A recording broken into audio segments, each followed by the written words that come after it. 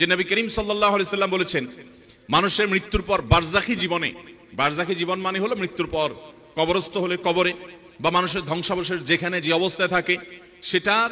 সেই জীবনটাকে বলা হয় হলো বারজাখী জীবন। বারজাখী জীবনে আল্লাহ রাব্বুল আলামিন মানুষকে জান্নাতি হলো জান্নাতের নেয়ামত আর জাহান্নামী হলো জাহান্নামের শাস্তি তাকে ভোগ করান, এবং সেটা অলৌকিকভাবে হয়, অদৃশ্যের বিষয়, আমরা সেটা অনুভব করতে পারি না। একজন মানুষ আগুনে পড়ে ছাই হয়ে গেছে, তার ধ্বংসাবশেষ ছাইয়ের সাথে মিশে গেছে, ওই অবস্থায় আল্লাহ রাব্বুল আলামিন তাকে জান্নাতি হলে জান্নাতের নেয়ামত ভোগ করাবেন, আমরা যেটা টের পাবো না, মাটির সাথে মিশে গেছে, ওই অবস্থায় আল্লাহ তাআলা জান্নাতি হলে জান্নাতের নেয়ামত ভোগ করাবেন, জাহান্নামী হলে জাহান্নামের নেয়ামত তাকে ভোগ করতে বাধ্য করবেন, কারণ সে বারজাখী জীবনে আছে। আল্লাহ বলেছেন ওয়ামিন ওয়ারাইহিম বারযাখুন ইলা ইয়াউমি ইউবআসুন, মানুষের মৃত্যুর পর কিয়ামতের আগ পর্যন্ত যে জীবন থাকে এই জীবন বা এই পিরিয়ডটাকে বলা হয় বারজাখী জীবন। এই বারজাখী জীবনে একজন মানুষ যদি জান্নাতি হন, অর্থাৎ জান্নাতের সাথে তার কানেক্টেড করে দেওয়া হয় তার কবরকে, তখন সেই ব্যক্তিকে জান্নাতি হিসাবে যেই ক্লাসের জান্নাতি, যেই শ্রেণীর জান্নাতি, হঠাৎ করে তার জান্নাতি হিসাবে তার শ্রেণীটাকে উন্নীত করে দেওয়া হয়, প্রমোশন করে দেওয়া হয়। তিনি অনুভব করতে পারেন যে আমি এখন আর আগের জান্নাতে নাই, বরং তার চাইতে আপার ক্লাসের জান্নাতে আছি। তখন সেই ব্যক্তি জিজ্ঞাসা করেন, হাদিসটি ইবনে মাজাহ বর্ণিত হয়েছে, সে ব্যক্তি জিজ্ঞাসা করেন ফেরেশতাদেরকে, কোত্থেকে এটা হলো আন্না হাদা,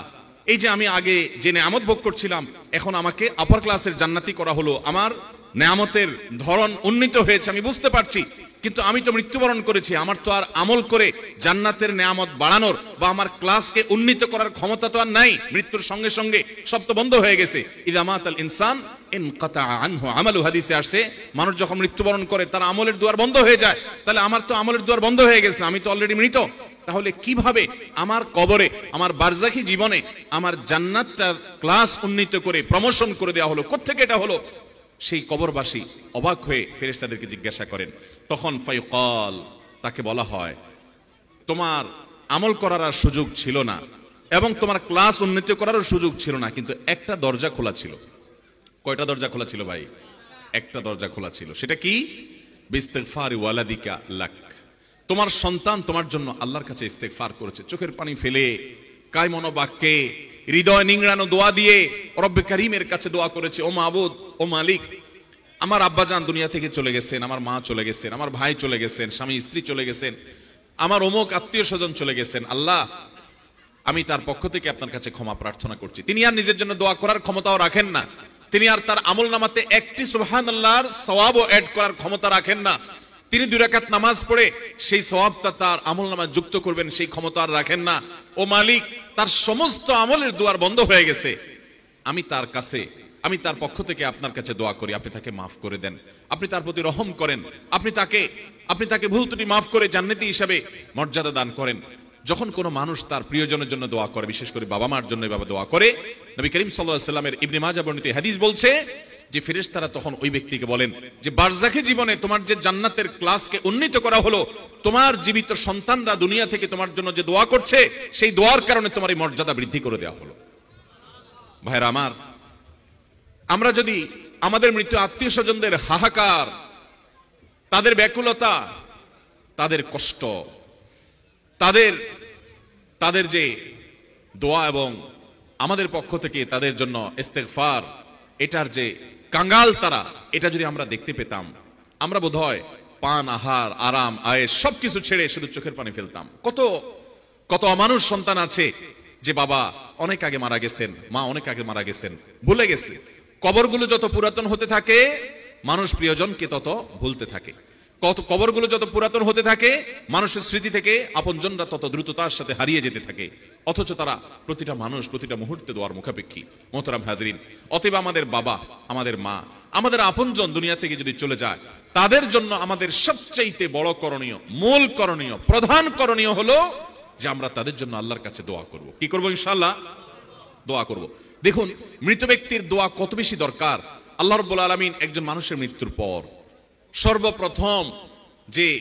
আমলটি আমাদের জন্য রেখেছেন তা হলো আমরা দ্রুততার সাথে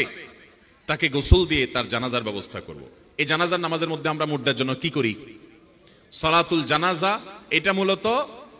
মুর্দার জন্য দোয়ার নামাজ, এটা দোয়ার আয়োজন মূলত, এটাতে রুকু সিজদা না, এটা পূর্ণাঙ্গ সালাতই না, নামাজই না, এটা মূলত পুরো আয়োজনটাই হলো মুর্দার জন্য দোয়ামূলক। আমরা দোয়া পড়ি, আল্লাহুম্মা গফিরলি হাইয়িনা ওয়া মাইয়িতিনা وشاهدنا وغائبنا وصغيرنا وكبيرنا وذكرنا وأنثانا اللهم من أحييته منا فأحيه على الإسلام ومن توفيته منا فتوفه على الإيمان اللهم لا تحرمنا أجره اللهم لا تحرمنا أجره ولا تفتنا بعده এই যে হাদিস ওয়ালা তুদিল্লানা বাদা কোন কোন riwayate আসছে এই হাদিসটি সহিহ মুসলিমে এবং সুনানে আরবাআ অর্থাৎ হাদিসের প্রসিদ্ধ চারটি সুনান গ্রন্থে তিরমিজি নাসাই আবু দাউদ ইবনে মাজাহ এবং সহিহ মুসলিমে বর্ণিত হয়েছে এই দোয়ার অর্থ আমরা অনেকে জানি অনেকে জানি না আল্লাহুম্মা গফির লি হাইয়িনা আল্লাহ আমাদের জীবিতদেরকে maaf করে দিন ওমাইয়িতিনা আমাদের মৃতদেরকে maaf করে দিন ওয়া সাগীরিনা ওয়া কাবীরিনা আল্লাহ আমাদের যারা বড় আছেন তাদেরকে maaf করে দিন যারা ছোট আছেন তাদেরকে maaf করে দিন আল্লাহুম্মা গফির লি হাইয়িনা ওয়া মাইয়িতিনা ওয়া শাহিদিনা ওয়া গায়িবিনা আল্লাহ আমাদের যারা উপস্থিত তাদেরকে maaf করে দেন যারা অনুপস্থিত তাদেরকে maaf করে দেন ওয়া সাগীরিনা ওয়া কাবীরিনা আমাদের ছোটদেরকে maaf করে দিন বড়দেরকে maaf করে দিন ওয়া যাকারিনা ওয়া উনসানা আমাদের পুরুষদেরকে maaf করে দিন নারীদেরকে maaf করে দিন তারপর কি ওয়াদাকান ওয়া উনসানা আল্লাহুম্মা মান আহইতাহু মিন্না ফাহি আল ইসলাম আল্লাহ আমাদের মধ্যে যারা জীবিত থাকে আপনি তাদেরকে ইসলামের উপরে জীবিত রাখুন ইসলামের উপরে জীবিত থাকা কঠিন ভাই চতুর্দিকে ফিতনা চলছে আমাদের ঈমান হরণ করবার জন্য এই কঠিন সময় ঈমানের উপরে টিকে থাকা কঠিন এজন্য দোয়া করতে হয় এবং ওমান তাওফাইতাহু মিন্না ফাতাওফাহু আল ঈমান আমাদের মধ্যে যাদেরকে আপনি মৃত্যু দিবেন আল্লাহ তাদেরকে ঈমানের সাথে যাওয়ার তৌফিক আপনি দান করবেন ঈমানটা যেন নিয়ে যেতে পারি সেই তৌফিক আপনি দান করবেন আল্লাহুম্মা লা তাহরিমনা আজরা আল্লাহ আমাদেরকে এর বিনিময় আপনি দেওয়া থেকে মাহরুম করবেন না ওয়ালা তুদিল্লানা বাদা এবং যার জানাজা পড়তেছি আল্লাহ এই লোকটা চলে যাওয়ার পর আমরা যেন গোমরা না হয়ে যাই তাহলে একজন মানুষের মারা যাওয়ার পর আমরা জানাজা নামাজে তার জন্য দোয়া করছি